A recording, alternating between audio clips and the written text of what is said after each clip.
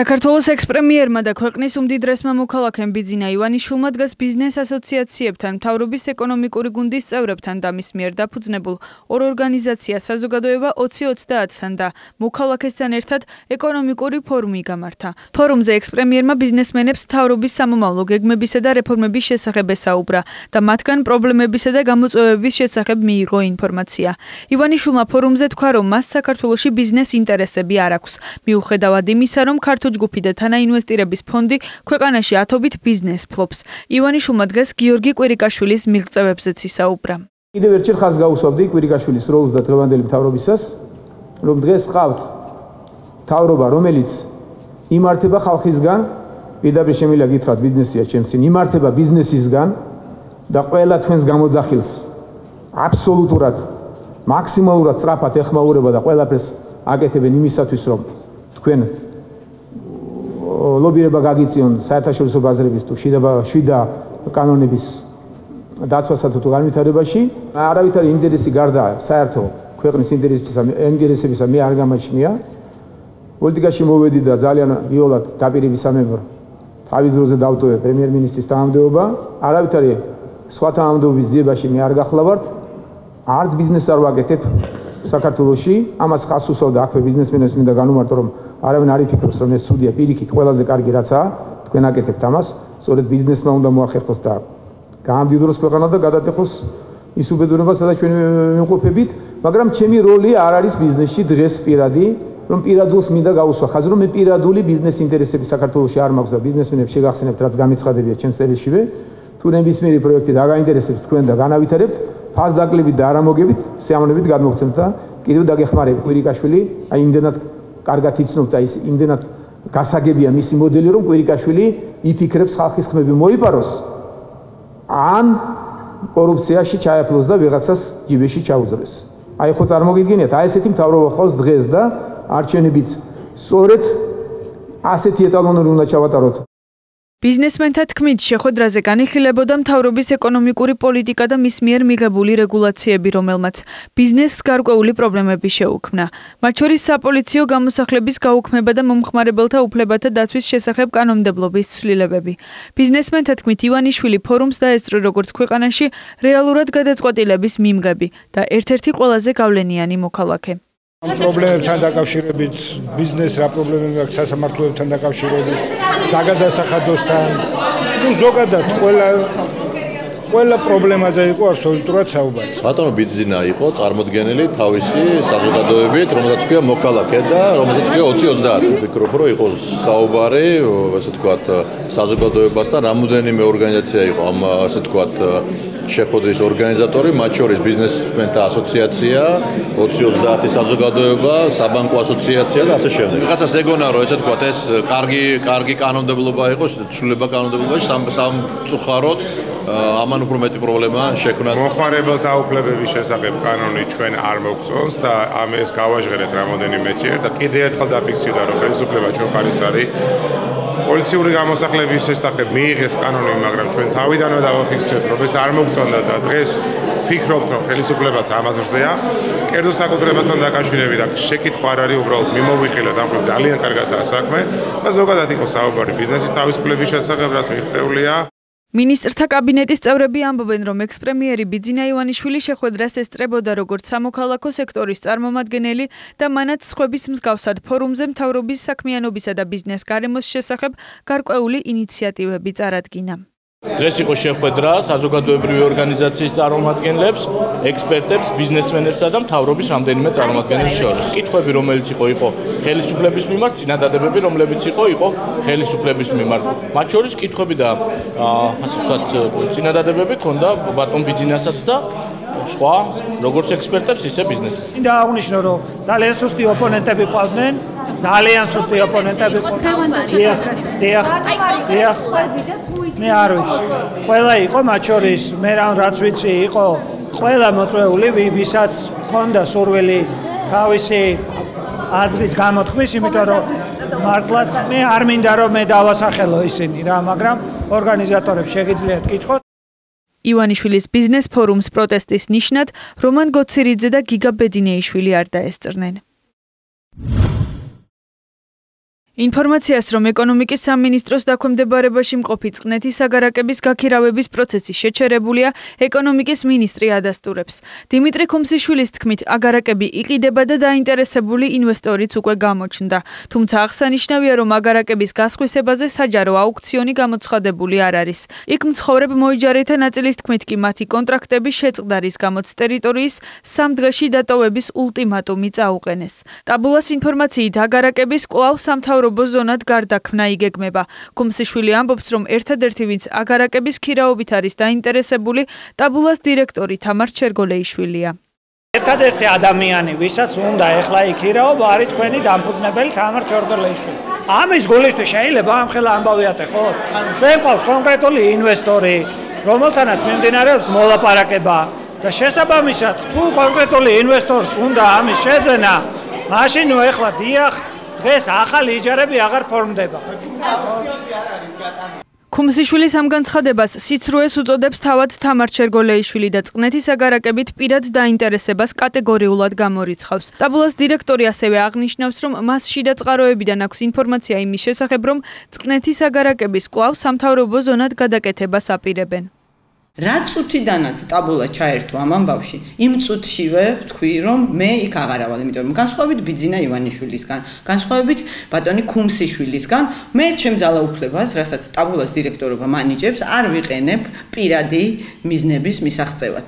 შესაბამისად, დიდი ხნით ადრე, რაც წუთიდანაც ტაბულა ჩაერთო, მე ნათქვამი მაქვს ძალიან ცხადად, რომ მე არ ვაპირებ იმ აგარაკის სარგებლობას, მაგრამ ყველანაირად შეუშლი ხელს ამ მთავრობას, რომ იქიდან წვრილშვილიანი ბავშვები, ოჯახები გამოასახლონ, ეს ერთი და მეორე, თუ ამას იზამენ და სამთავრობო ზონად გადააკეთებენ ისევ, მაშინ მოუწევთ ახსნან, რატომ ლანძღავდნენ წინა ხელისუფლებას იმისთვის, რასაც თვითონ ბევრად უარესად აკეთებენ. ბუნებრივია, მე შიდა წყაროებიდან მაქვს ინფორმაცია, რომ მთავრობა აპირებდა ასვლას და მთავრობა აპირებს, ძალიან კარგი იქნება თუ დღევანდელი განცხადებების შემდეგ ვეღარ ავლენ, იმიტომ რომ მაშინ საკუთარ სიტყვებზე გადახტომა მოუწევთ.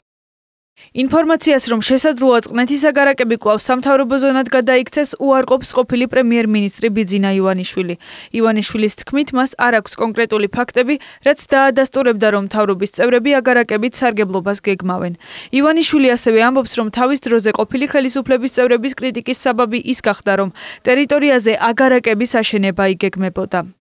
მე ჯერ არ მაქვს არავითარი ფაქტები, რომ ისინი აპირებდნენ აგარაკებზე ასვლას, ანაპირებენ. ეს შეიძლება თქვენი მონაგონი იყოს, რისი ოსტატები თქვენი ბრძანდებით ძალიან კარგად, მე არ გამიგია, რომ აგარაკების სიარული დაიწყო მთავრობამ და მით უმეტეს შენებლობა. ხალხი გამოასახლეს იქ ვინც ცხოვრობდა და ვისაც იჯარებდა. ეს არ არის საფუძველი იმის, აი ეს თქვენი ელემენტარული სიცრუე ის. ხალხი რაღაც გამოასახლეს, თვითონ კვირიგაშვილი შესახლდება, ეს გაქვთ ხედულობაში? თუმცა არ არის აუქციონი საჯარო გამოცხადებული ბატონო. გამელუდი. აი კითხვაშივე ვცდილობ კითხვაშივე დაამახინჯოთ. ბიუჯეტში იყო შეტანილი და ბიუჯეტის პროექტში, როდესაც ჩვენ მოვედით, მათ რიცხვი აგარაკების მშენებლობა მთავრობისთვის. აი თქვენი ბოგერიას 30 მილიონი ნაღდი კონდათ გამოტანილი ფული და დღესაც გამოძიება არ არის დასრულებული მაგას და როგორ ექცეოდნენ საბიუჯეტო თანხებს კიდევ შეგახსენებდით. და მათ რიცხვი აგარაკების მშენებლობას აპირებდნენ. და დღეს რასაც თქვენ ამბობთ, არავითარი ფაქტები არ გაგაჩნიათ, რომ ახალი ხელისუფლება აპირებს აგარაკებს. აღსანიშნავია, რომ წინა ხელისუფლების დროს მთავრობის წევრების მიერ აგარაკებით სარგებლობა მოქმედი ხელისუფლების მკაცრ კრიტიკას იმსახურებდა. ყველანაირი დაჩები, ყველანაირი მშენებლობები, ყველანაირი პრივილეგიები, რაც ჰქონდა ჩინოვნიკებს, ყველაფერს ჩამოვართმევთ და ყველაფერს ამას გამოვაქვეყნებთ.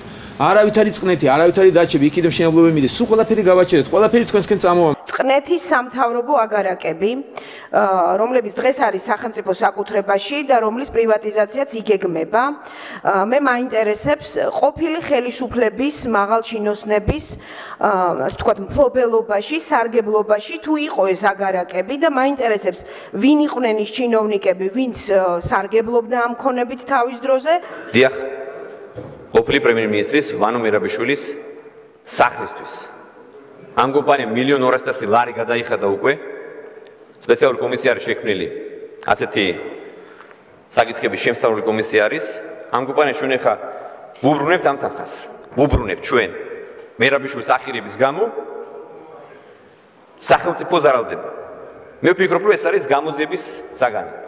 რა თქმა უნდა, სარგებლობა დავით ბაქრაძე და კიდევ სხვები. გიგა ბოკერია, ვანო მერაბიშვილი და სხვები. მე აღარ ჩამოთვლი ახლა.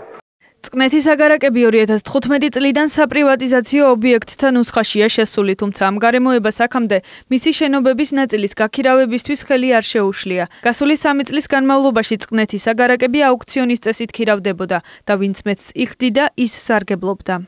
100.500-მდე კვადრატული მეტრის მიწის ნაკვეთს მთავრობა 21 მილიონ დოლარად ყიდის. თუმცა ჯერჯერობით არც ერთი ინვესტორი ამ ობიექტით ისე არ დაინტერესებულა, რომ მასზე საჯარო აუქციონი გამოცხადებულიყო. ქონების მართვის სააგენტოში ამბობენ, რომ სახელმწიფოსთვის ამ ქონების პრივატიზაცია მის იჯარით გაცემასთან შედარებით გაცილებით მომგებიანია. ამიტომაც უპირატესობა ქონების გაყიდვას მიენიჭა.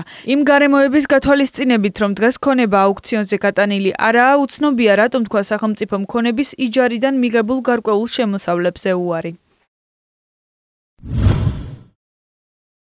პრეზიდენტი ვანო მერაბიშვილის შეწყალების საკითხს არ განიხილავს, თუმცა სტრასბურგის სასამართლოს გადაწყვეტილებას მძიმედ და დამაზიანებლად მიიჩნევს.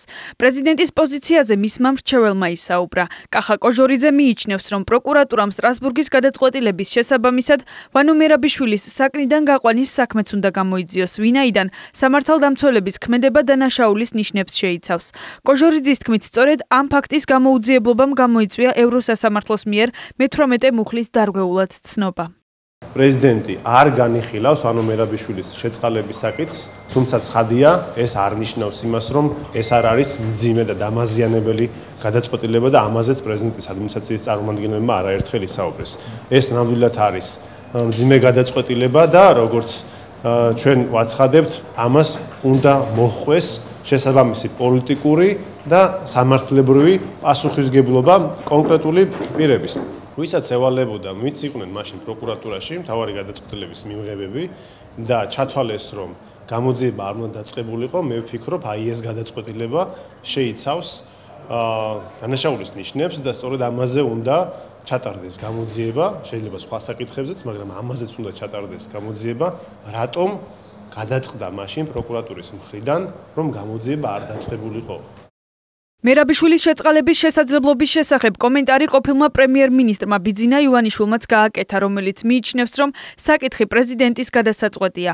ამასთან ივანიშვილმა მერაბიშვილის საკნიდან გაყვანის გამოძიების აუცილებლობაზეც ისაუბრა. მისი თქმით, უნდა დადგინდეს თუ რატომ არ გამოიძიეს სამართალდამცველებმა საქმე მაშინვე, როდესაც მერაბიშვილმა მომხდარის შესახებ განაცხადა. შეწყალებასთან დაკავშირებით მე არ მაქვს პოზიცია და არც მინდა აქცენტი გავაკეთო. თეატროლოგიანის სისუსტე იქ არსად არ იკვეთება. კარგი იყო რომ ის გამოძიება ეწარღვევინა თავის დროს. რაც შეეხება იმ ბუნდოვან გამონათქვამს, რაც სასამართლომ მიიჩნია რომ იყო არასწორი ის რომ თითქოს ვიღაცამ გაიყვანა და გან ესაუბრა, რაც ჩემთვის ღიმილის მომგვრელია, რომ ვიღაცამ რა თქმა უნდა, რაღაც კითხვები არის, უნდა გამოიძიონ და რატომ არ გამოიძიეს ადრე, აი აქ არის კითხვა. ადვოკატთა ასოციაციის თავმჯდომარე კი კონკრეტულ პირებს ასახელებს, რომელთა მიმართაც სამართლებრივი დევნა უნდა დაიწყოს. ზაზა ხატიაშვილის თქმით, საქმე ყოფილ პროკურორს ოთარ ფარცხალაძეს და სასჯელ აღსრულების დეპარტამენტის ყოფილ უფროს დიმიტრი დარბაიცელს ეხება. ხატიაშვილის თქმით, სწორედ ფარცხალაძის და დარბაიცელის ვალდებულება იყო მერაბიშვილის განცხადებაზე გამოძიების დაწყება, რაც არ გააკეთეს. ოთარ ფარცხალაძე პასუხისმგებლობის საკითხს თუ არ დააყენებს, დღევანდელი ხელისუფლება ჩავარდება ჭაობში, იმიტომ რომ მე-18 მუხლი ახლა როგორც გინდა თავი მოგვაჩვენონ, ეს არის საკმაოდ სერიოზული დარტყმა თვითონ ქართულ სახელმწიფოზე და დღევანდელ ხელისუფლებაზე, თუ ოთარ ფარცხალაძე და ეს დარბაიცელი არ მიეცემიან პასუხისმგებაში და ევროსასამართლოს გადაწყვეტილების იგნორირებას გააკეთებს დღევანდელი ხელისუფლება, მე მინდა გითხრათ, რომ ძალიან ცუდი შედეგები მოყვება ამას. სტრასბურგის გადაწყვეტილება იყო ერთ-ერთი მთავარი სასაუბრო თემა ადვოკატთა საერთაშორისო კონფერენციაზე, რომელსაც ევროსაბჭოს და გაეროს წარმომადგენლებიც ესწრებოდნენ. მათ ევროსასამართლოს გადაწყვეტილებაზე ვრცლად საუბრისგან თავი შეიკავეს, თუმცა ხაზი გაუსვეს გადაწყვეტილების აღსრულების აუცილებლობას. ტექნიკური თვალსაზრისით სტრასბურგის სასამართლოს ნებისმიერი გადაწყვეტილება უნდა შესრულდეს. დარწმუნებული ვარ, რომ საქართველოს ხელისუფლება ამას გააკეთებს. ადამიანის უფლებების ევროპული სასამართლოს გადაწყვეტილება ყოველთვის სამართლიანია. იმედი მაქვს, საქართველოს მთავრობა გაითვალისწინებს მათ მითითებებს და გაითვალისწინებენ სტრასბურგის სასამართლოს გადაწყვეტილებას. სტრასბურგის სასამართლომ ვანო მერაბიშვილის სარჩელზე გადაწყვეტილება 14 ივნისს გამოაცხადა და ევროპის ადამიანის უფლებათა სასამართლოს მე-18 და მე-5 პუნქტები დარღვეულად ცნო. რუსთავიორის გენერალური დირექტორი საქართველოს შინაგან საქმეთა სამინისტროს ჟურნალისტებზე თავდასხმის მფარველობაში ადანაშაულებს. რატომ ამართლებს შინაგან საქმეთა სამინისტრო მოძალადეს? ჩემთვის ახლა ეს არის მთავარი შეკითხვა და ამ შეკითხვაზე მაინტერესებს პასუხი. ამიტომ მაინტერესებს, ვინ არის ეს მოძალადე სახელი და გვარით, რა პოზიცია ან თანამდებობა უჭირავს, რის გამო იმყოფებოდა აეროპორტში და რა ხდება საერთოდ, რატომ არის შინაგან საქმეთა სამინისტრო ჩარეული ამ საკითხში იმგვარად, რომ მოძალადის ინტერესები დაიცვას და მას შეუმსუბუქოს სამართლებრივი პასუხისმგებლობა. ტელევიზიის გადამღებ ჯგუფზე თავდასხმას ეხმაურებიან არასამთავრობო ორგანიზაციები და აცხადებენ, რომ აუცილებელია მომხდარი სამართალდამცველმა ორგანოებმა სწრაფად, ეფექტურად და სრულყოფილად გამოიძიონ. სამოქალაქო სექტორის აზრით საქმე უნდა გადაკვალიფიცირდეს და გამოძიება ჟურნალისტურ საქმიანობაში ხელის შეშლის მუხლით გაგრძელდეს. ფაქტის შესწავლას გეგმავს სახალხო დამცველი. შინაგან საქმეთა სამინისტროს განცხადებაში არის რამდენიმე უზუსტობა სამართლებრივი თვალსაზრისით. პირველ რიგში ის, რომ მხარების მხრიდან პრეტენზიის არსებობა არ არის საჭირო იმისთვის, რომ გამოძიება გაგრძელდეს, ან თუნდაც დაიწყოს. ჩვენი სამართლებრივი სისტემის მიხედვით თუ კი სახეზია დანაშაულის ნიშანი, მას არ ჭირდება დამატებით ვინმეს მხრიდან პრეტენზიის დაფიქსირება იმისთვის, რომ გამოძიება სრულყოფილად ჩატარდეს. ამიტომ ჩემთვის გაუგებარია რის დასამტკიცებლად მოყავს ეს არგუმენტი საგამოძიებო ორგანოს, რომ მხარეები არ დავობენ ერთმანეთთან. აქ სახეზე იყო საქართველოს სისხლის სამართლის კოდექსის 154 მუხლით გათვალისწინებული დანაშაული, რაც ნიშნავს ჟურნალისტისათვის ხელის შეშლას მისი პროფესიული მოვალეობების განხორციელების დროს. შესაბამისად, მოლოდინი იყო საზოგადოების, რომ უნდა აღძრულიყო საქმე ამ მუხლით და შემდგომ თუ გამოიკვეთებოდა, რომ შესაბამის გარემოებებს ადგილი არ ჰქონდა, შემდეგ მოხდებოდა გადაკვალიფიცირება სხვა მუხლზე.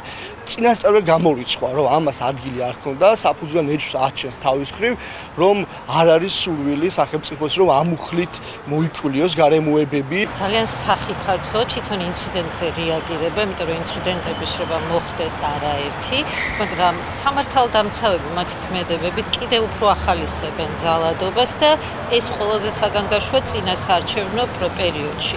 განცხადება იმისა, რომ პროფესიული საქმიანობის განხორციელების დროს არ მომხდარა ინციდენტი, თავითვე მიუთითებს, რომ მათ არ სურთ სისხლის სამართლის კოდექსით აღძრან საქმე. ეს ფაქტი გახდება ჩვენი შესწავლის საგანი, გავიგე ამ ფაქტის შესახებ მედიის საშუალებით და რა თქმა უნდა, ჟურნალისტების მიმართ საქმიანობისთვის ხელის შეშლა თუ მით უმეტეს ძალადობის ფაქტები ყოველთვის არის სახალხო დამცველის ინტერესის საგანი. სწრაფი და ეფექტური გამოძიების აუცილებლობაზე საუბრობენ საქართველოს პრეზიდენტის ადმინისტრაციაში. გამოძიება უნდა წარიმართოს ობიექტურად და მიუკერძებლად, მან არ უნდა გააჩინოს რაიმე კითხვა ამ პროცესთან დაკავშირებით. კონკრეტულად რომელი მუხლით დაიწყო გამოძიება, ეს შესაძლებელია გამოძიების პროცესში მერე შეიცვალოს. რუსთავი ორის თანამშრომლებზე თავდასხმის დეტალებს იხსენებენ დეპუტატები, რომლებიც ინციდენტის დროს ადგილზე იმყოფებოდნენ. ჩიორა თაქთაქიშვილის ინფორმაციით, ჩხუბი ჟურნალისტებზე თავდასხმის შემდეგ დაიწყო. ეკა ბესელია კი ამბობს, რომ ეს არ იყო წინასწარ დაგეგმილი ქმედება. ეს ადამიანი მოგზავნილი იყო ერთადერთი მიზნით, რომ მოსული იყო და რუსთავი ორის ჟურნალისტის ოპერატორისთვის და პირადად ჩემთვის, როგორც პოლიტიკოსისთვის მოეყენებინა შეურაცხყოფა. ეს სიტუაცია გადაიზარდა იმ გაუგონარ ძალადობაში, რომელიც ჩემი თვალით ვნახე, როდესაც მან დაიწყო აი ამ მოძალადემ ჩხუბის გამეტებით უტყამდა თავში და მას ასევე ეხმარებოდა კიდე ორი ადამიანი, რომელიც ზურგიდან უტყამდა რუსთავი ორის ოპერატორს, არავითარი წინა ისტორია ამას არ გააჩნდა. არ იყო რაღაცა წინასწარ დაგეგმილი რაიმე ტიპის ქმედება ან ჟურნალისტის მიმართ, ან თქვენი ოპერატორის მიმართ, ან დეპუტატის მიმართ. ეს იყო ყოფითი რაღაცა ადგილზე წარმოქმნილი ინციდენტი, რომელზედაც გამოძიება მიმდინარეობს და სწავლობს და მთავარია, რომ რეაგირების გარეშე არ დარჩენილა ეს ფაქტი. ოპოზიცია რუსთავი ორის თანამშრომლებზე თავდასხმას ჟურნალისტურ საქმიანობაში ხელის შეშლად მიიჩნევს და გამოძიების გადაკვალიფიცირებას ითხოვს. მმართველი გუნდის წევრები კი აცხადებენ, რომ დეპუტატებმა საგამოძიებო ორგანოებს მითითებები არ უნდა მისცენ. საგამოძიებო ორგანოების გადასაწყვეტია, იმიტომ რომ ხომ მაშინ ფაქტობრივ გარემოებთან დაკავშირებით ესეთი ცოდნა უნდა მქონდეს, რომ ჩემ თავში უფლება მივცე, რომ რაც რჩევა მიცე საგამოძიებო ორგანოს, მე მგონი ეს ისედაც არ იქნება სწორი.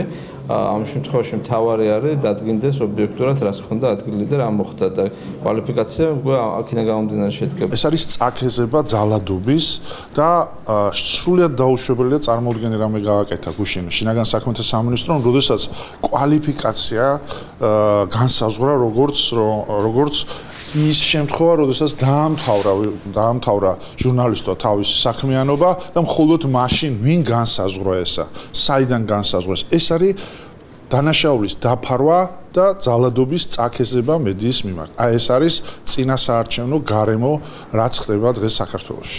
არავის არ აქვს, არავითარ თქვათ პოლიტიკური შეხედულებების მქონე იქნება განსხვავებული ნებისმიერი სხვა მოქალაქე იქნება პოლიტიკური პარტიის წარმომადგენელი, ამგვარი მოქმედება ეს არ უნდა იყოს დაუჟელი, იმიტომ რომ ამან რაღაცა ერთგვარი ტენდენციური სახე მიიღო და ძალიან სახიფათო ტენდენციაა ჩვენი ქვეყნისთვის. ინფორმაცია მაქვს ხოლმე სატელევიზიო არხებიდან, საინფორმაციო საშუალებებიდან და ზოგადად ამ ქვეყანაში ყველა მოქალაქე უნდა იყოს დაცული და უპირველესად დაცული უნდა იყოს ჟურნალისტი.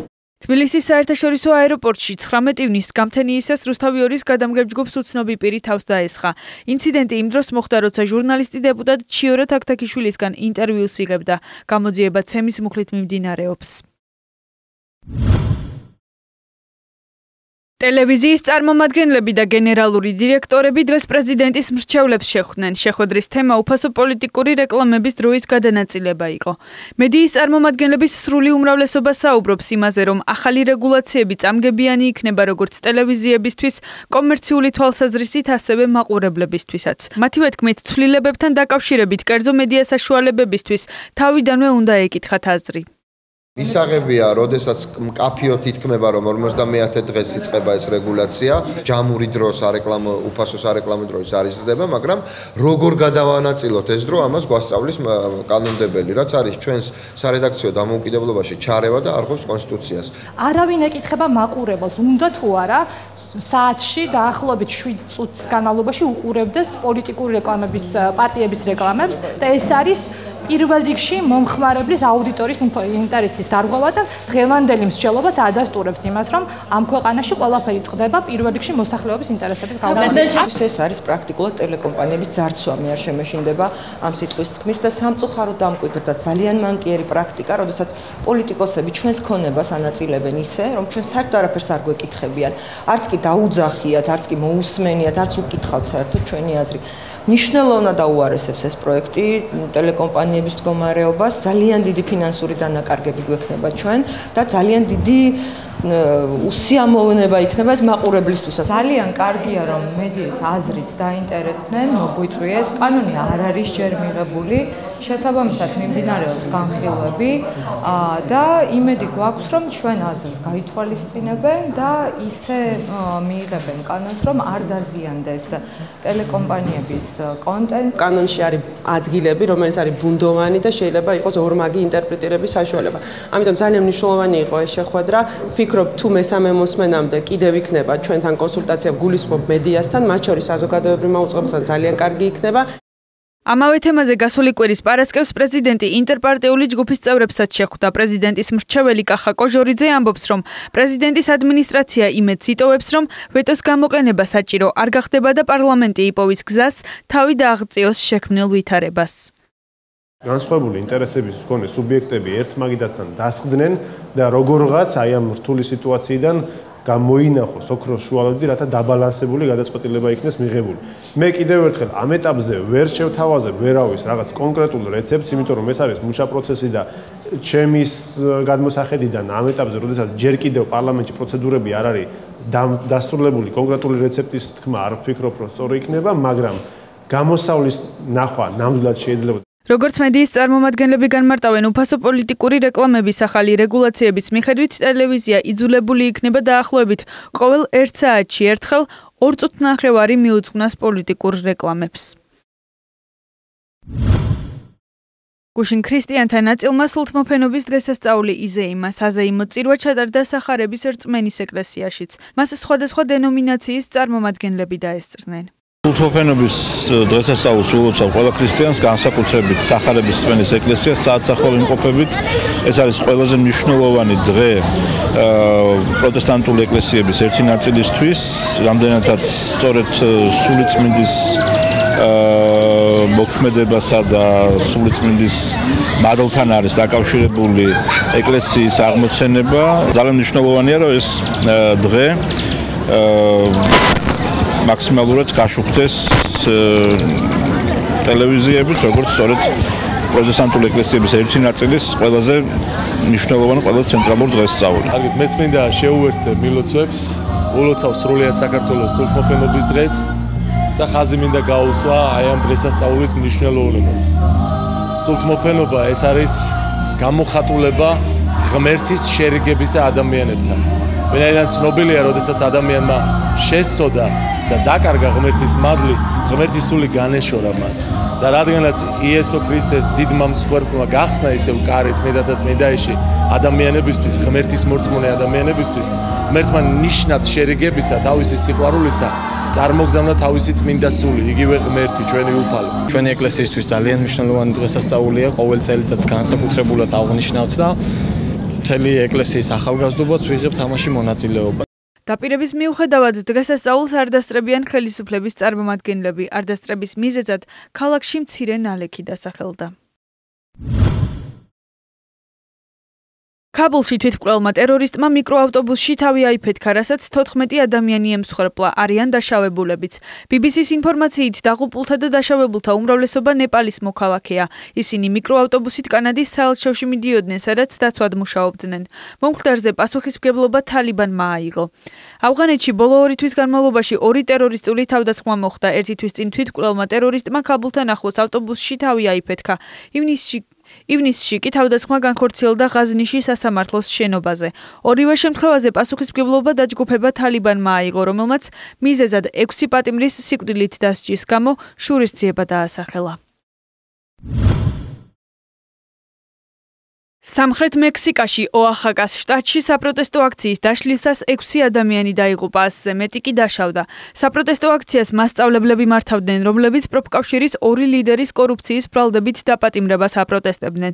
მასწავლებლებმა ავტომაგისტრალები გადაკეტეს. მექსიკის ხელისუფლების განცხადებით, პოლიცია ცდილობდა გზების გათავისუფლებას, როდესაც უცნობმა პირებმა ცეცხლი გახსნეს, რათა მოეხდინათ სიტუაციის ესკალაცია და შეექმნათ ქაოსი. მექსიკის ნაციონალური უსაფრთხოების კომისიის განცხადებაში ნათქვამია, რომ პოლიციელებს, რომლებიც აღნიშნულ ოპერაციაში მონაწილეობდნენ, არ ჰქონდათ ცეცხლსასროლი იარაღი. ფედერალური პოლიციის უფროსმა ენრიკე გალინდომ კი მოგვიანებით თქვა, რომ შეიარაღებული ქვედანაყოფი მაშინ გაიგზავნა ადგილზე, როდესაც უცნობმა პირებმა ცეცხლი გაუხსნეს პოლიციასა და აქციის მონაწილეებს.